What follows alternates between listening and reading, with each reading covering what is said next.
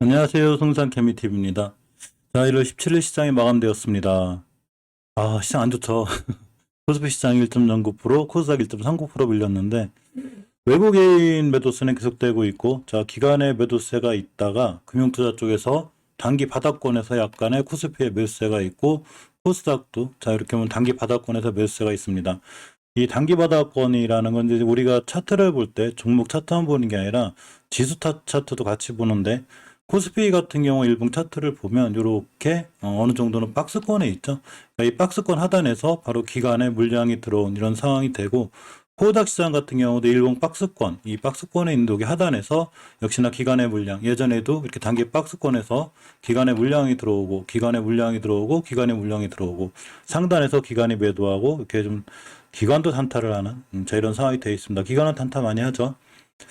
HLB를 살펴보고 종가 체크를 해보려고 합니다. 하는 가장 큰 이유는 항상 말씀드렸지만 똑같은 얘기가 반복된다 하더라도 항상 추세나 깨지 않아야 될 자리에 깨지 않았는지를 정확히 체크해줘야 우리가 단기로 들어오든 중장기를 끌고 가든 흐름과 방향을 알 수 있습니다.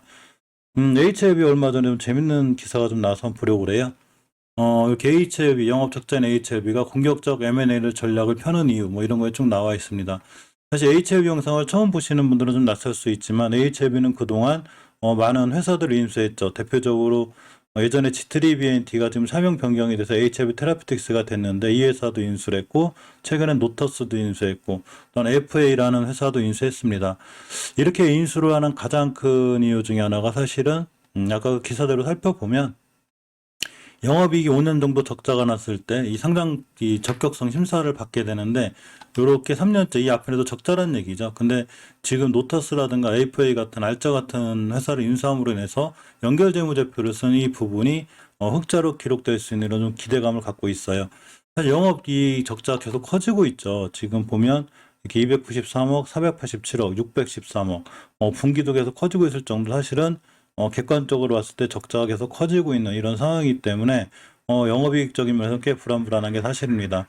현금유보율이 860%, 부채비율이 24%, 재무적으로 나쁘진 않지만 영업이익의 적자가 계속된다는 건 어쨌거나 회사가 영업이익에 한해서만큼 불안한 상황을 유지하죠.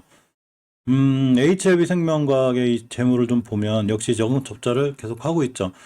좀 줄긴 했었는데 19년도에 다시 20년도에 늘어났고 역시 분기별로 영업 적자가 계속 나고 있습니다. 현금 유보율이 500%, 부채비율이 9% 나름 이런 건전성을 갖고 있지만 역시나 영업이익 적자가 계속 늘어나는 게 좀 부담감이 되긴 하죠.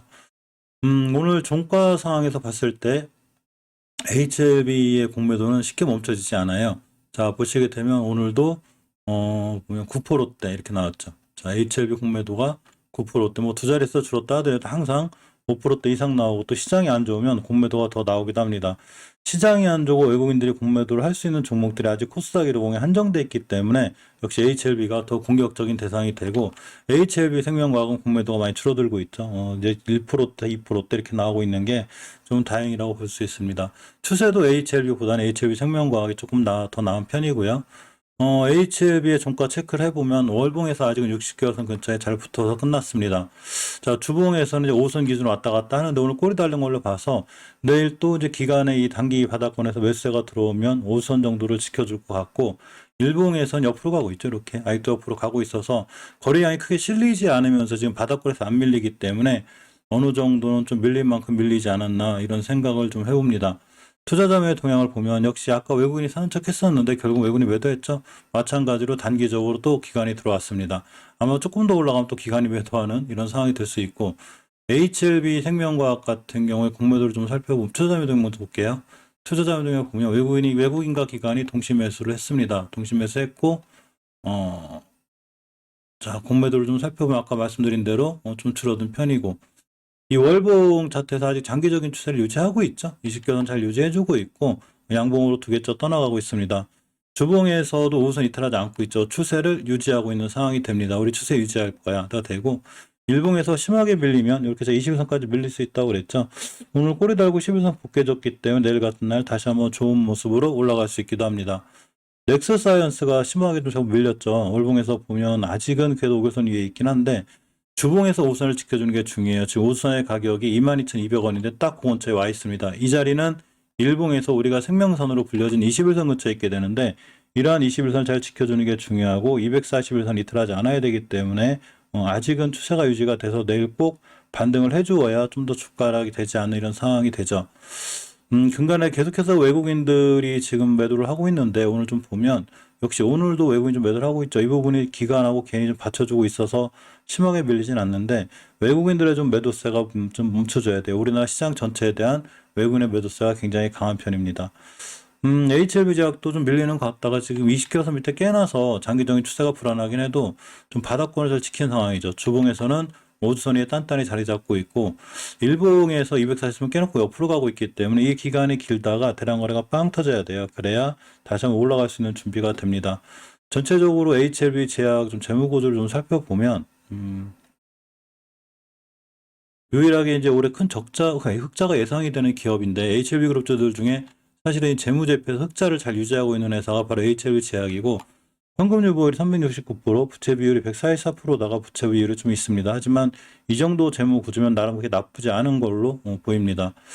HLB 테라퓨틱스가 박스권 하단까지 왔죠. 지금 쭉 밀려 있는데 5개월선 밑에 있다는 게 사실 리스크고 좀 더 심하게 밀렸을 경우에 이렇게 11,000원대까지 올 수 있어요. 주봉에서 특히 20주선의 중요성이 이거죠. 깨게 되니까 대두크로스 생겼고 밀리고 있기 때문에 당분간 좀 관망하는 자세.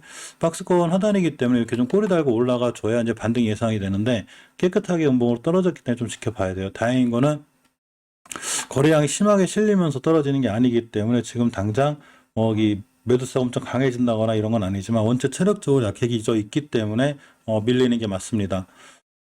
노터스도 밀렸는데 오늘 꼬리가 자, 월봉이나 주봉에서는 제가 아직 추세는 살아있다고 그랬죠. 꼬리가 241선을 깨지 않는 게 중요하더라도 오늘 간신히 지켰죠. 예전에도 240선 지켜주고 반등. 지금도 200선 지켜줬기 때문에 이 자리 깨면 안 돼요. 따라서 깨면 대응해야 되고 깨지 않고 돌아나가야 되는데 오늘 저점을 누군가가 잘 지켜줬습니다. 투자자의 동향을 잠깐 살펴보면 노터스 같은 경우에 외국인이 계속 팔고 있죠. 지금 뭐 노터스뿐만이 아니라 우리나라 웬만한 종목들은 외국인들이 팔고 있기 때문에 감안하셔야 되고 HLB 파워도 역시 박스권이죠. 월봉에서 보면 20개월 선이 이렇게 잘 자리 잡고 있습니다. 주봉에서 보셔도 이렇게 이제 5선 깨놨는데 박스권에 있어요. 일봉에서 보면 항상 1,500원대부터 이렇게 1,700원대까지 따라서 1,500원대 매수 깨면 바로 손절 이렇게 대응하고 1,500원대 이탈하지 않으면 다시 한번 1,600원, 1,700원대까지 올라올 수 있는 이런 박스권에 있는 상황이 맞습니다. 자, 우리나라 오늘 월요일 시작하자마자 시장이 좀 많이 밀렸는데 근간에 많이들 힘드시죠. 지금 보면 지수 차트 자체가 이제 주봉에서 추세가 깨져 있기 때문에 계속해서 밀려 있는 게 가장 위급한 상황이 됩니다. 일단은 박스권이에요. 박스피 박스닥이라 먼저 돌려놔야 되고 삼성전자가 간신히 대장주로서 많이 돌아가긴 했는데 전체적으로 보면 우리나라 올라간 종목들이 별로 없어요. 오늘 특히 윤석열 관련주가 이제 약간의 악재 비슷한 게 해소가 되면서 유일하게 시장에서 정치 테마주가 움직이는 건 뭐 나쁘다 좋다 말할 수는 없지만 그만큼 여러 종목들이 좀 불안할 때 강하게 움직여주는 게 바로 이렇게 윤석열 관련주 정치 테마주들이 되죠. 히림이 상한가를 갔어요. 그죠? 히림이 상한가를 갔고 그러고 노루홀딩스 이런 종목들이 좀 올라갔고 특히 웅진이나 이런 종목들이 덕성에다 이제 윤석열 테마주들이 엮여 있으면서 올라갔는데 항상 정치 테마주들은 좀 조심하는 게 좋고 자 시장을 잘 이끌었던 전기차 관련주들도 오늘 많이 밀렸습니다. 그렇기 때문에 전기차 관련주들도 뭐 지금은 이렇지만 항상 말씀드렸듯이 제가 시황 정리가 끝나고 항상 우리가 어디서 들어가야 될지를 말씀드리는데 이 파인디지털 같은 경우 이때 대량 거래가 터졌고 240원 근처 매수 딱 돌아 나갔죠. 그럼 내일 떨어질지 올라갈지 모르지만 어쨌거나 중요한 거는 깨지 않아야 될 자리를 깨지 않으면 다음에 올라갈 확률이 더 크기 때문에 우리가 이 주식시장이 끝나고 제가 일별 특징주 이런 거 매일 뽑아서 말씀을 드려요. 근데 그런 종목들을 바로 쫓아가 사라는 게 아니라 기다리면 우리가 원하는 종목, 그러니까 자리, 시장이 무너지면서 원하는 자리에 오게 되고 이렇게 한두 번씩 툭툭 크게 뛰기도 합니다. 그러니까 꼭 이런 시황 정리를 통해서 알 수 있는 자리들을 볼 수 있는 게 중요하다고 생각합니다. 자, 오늘도 꽤 고생하셨고요. 또 시황 정리 통해서 종목들 좀 분석 좀 해보고 새벽에 또 좋은 종목들, 살만한 자리들에 있는 종목들이 있으면 다시 한번 말씀드릴 수 있도록 하겠습니다. 자, 고생하셨습니다.